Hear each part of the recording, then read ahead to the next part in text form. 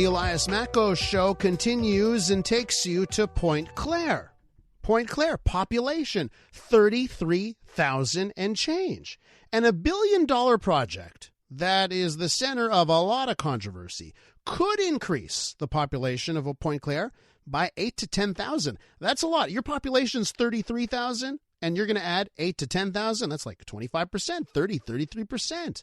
So a lot of controversy over this plan to reshape the West Island, reshape Pointe Claire and the Fairview Mall area. Now, a little while back, we spoke to the mayor of Pointe Claire, Tim Thomas. He joined us on the show. More recently, we spoke to another city councilor, just trying to get answers as to why there's such a controversy here.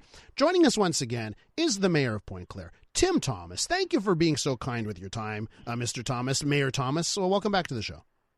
Thanks, Elias. Thanks for having me. So listen, the reason why I'm so interested in this is there are a couple of reasons here. One is everyone says they need housing. We need more housing. We need more housing. We need more housing. House prices are too high. We have a project here to build housing, and lo and behold, people don't want it. So I'm always like, well, you can't have it both ways. So that's the one reason why I'm interested.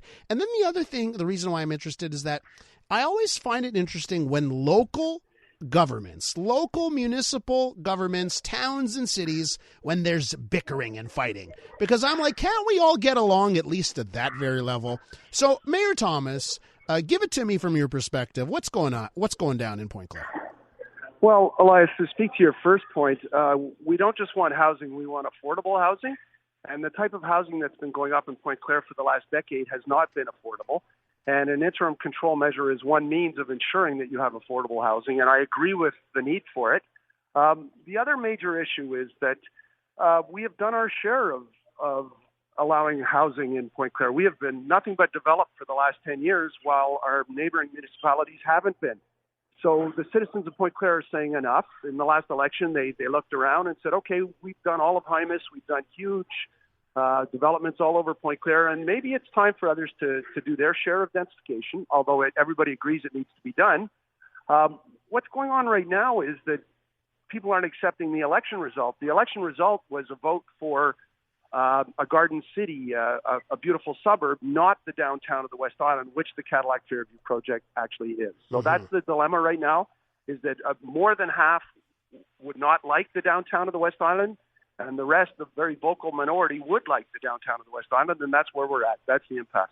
Mayor Thomas, so I definitely get that. I remember the first time you came on the program, right? You made that point. Listen, I won this election. That was on my platform. I won. This is what's going to happen here.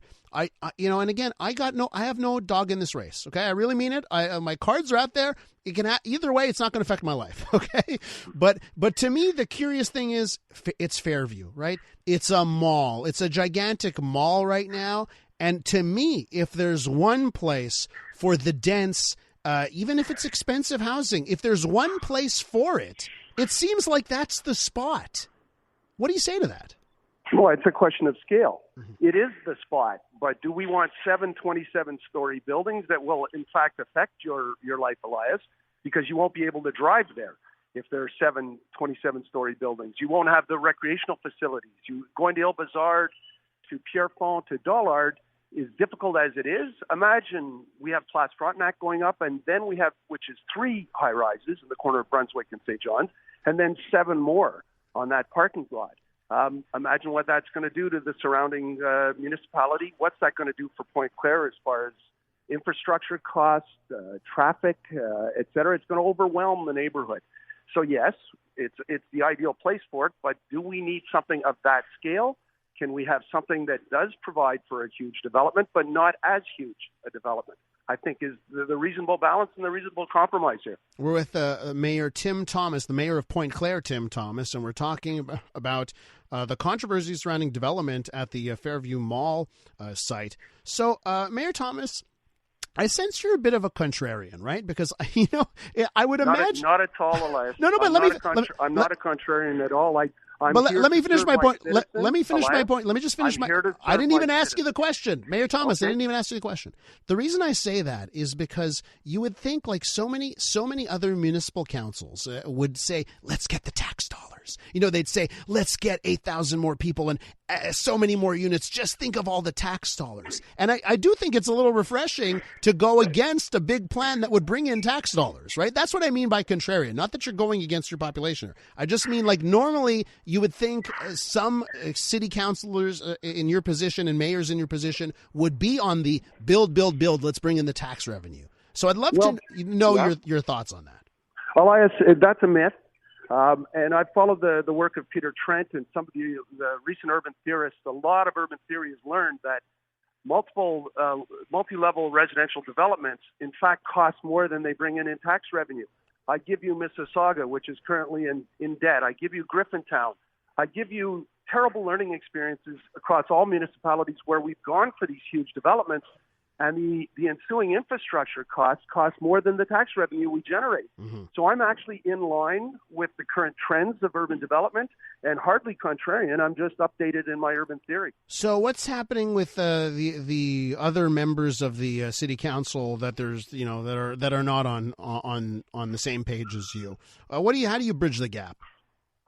Good question. I'm not sure how to bridge the gap. I'm going with what the citizens want and what they asked us to do. And when we passed the interim control measure, initially as a majority on council, we had peace in the valley. Pointe Claire was tranquil, everything was good. And then all of a sudden, MU1, Cadillac Fairview's major development, got pulled out of the RCI and all hell broke loose. But I was hoping for the peaceful accommodation that made the citizens happy, and I don't know why we didn't go that route. So, that's for them to explain. As it stands now, will there be something being built in the short term?